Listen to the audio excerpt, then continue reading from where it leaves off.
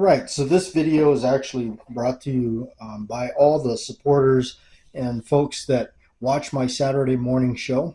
You know who you are, and through your support and pretty much wanting to see this thing in its glory, if you will, on the channel alone, because this is not a video we normally do anymore. But here it is, the Colt Mark III Trooper. As I stated in my Saturday show, this is kind of one of the last vintage revolvers that has remained with me. Kind of an underdog. I've had it for about a year. Yeah, I know you probably nobody's really seen it. I think we've brought it out on the show, on the Saturday morning talk show before, and featured it.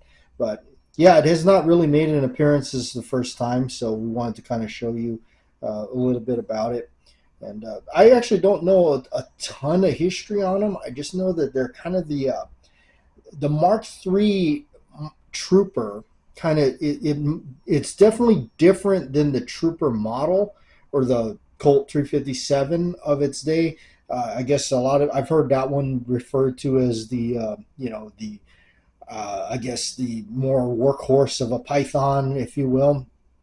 So this one's entirely different. The entire inner workings of this thing is different. I've gone in there myself because I've actually had to do some cleaning up on it, because when I got it, the action was so stiff and gummed up with all kinds of grease in there. I had to go in there and clean it up pretty good.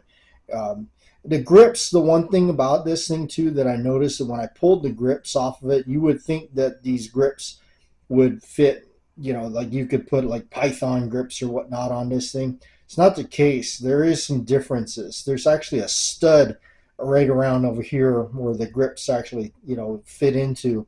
So the inner workings of this thing is definitely different. It almost is kind of a reminisce of a Smith & Wesson, if I dare mention that when I'm holding a Colt like this. But yeah, it's a pretty neat, pony, if you will. It's got the small lettering here on the side, Colt's patent, Hartford, Connecticut, all that stuff. Of course, the Trooper Mark III. It's a 357 Magnum. I do like how the ejector rod is shrouded there. The muzzle there, all one solid, obviously one solid piece. Pull on the Colts, 6-shot 357. It hasn't been shot a whole bunch. It locks up tight. I mean, hardly any movement there, and it's got a nice wide trigger with the no serrations. It's smooth, and a nice checkering on the hammer there. So, and of course you got the adjustable sights with the red ramp or red insert right there. I don't know if that's actually factory or somebody may have dotted that. Previous owner may have just put a dot of some kind of paint on that. That's possible. A little bit of holster wear right there. But other than that, and there, it's actually in pretty decent shape. Again, I've had it for about a year. It's been wonderful. I haven't shot it a whole lot, to be honest with you. Got some snap caps here. I'll try the trigger pull.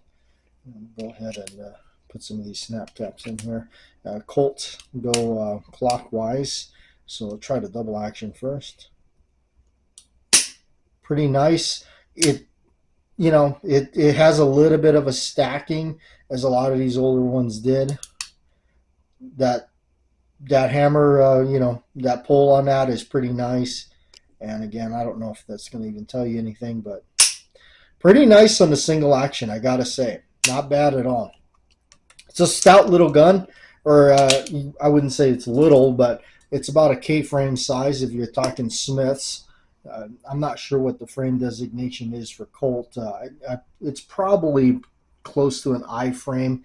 I don't think it's quite a D frame. I think it's a little bit bigger than that if you're talking about Colt. So, all right, there it is.